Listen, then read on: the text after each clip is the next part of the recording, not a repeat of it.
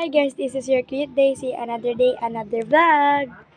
So ngayon, ang gagawin nating vlog ay mag-save ng money.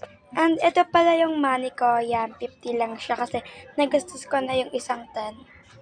Kasi 60 lang binigay sa akin. Kaya may natira. So, ilagay na lang natin sa kansya. Yan na guys.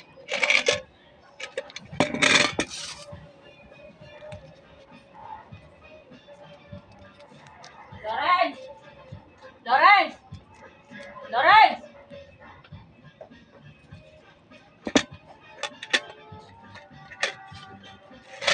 Di kasha. Wait natin lang. A little bit.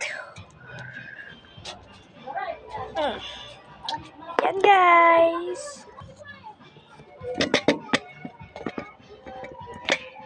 Ay, ayaw talaga. Wait lang.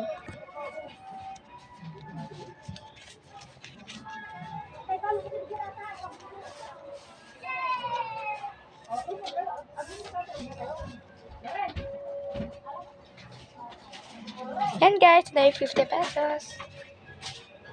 Ilan hiningi mo?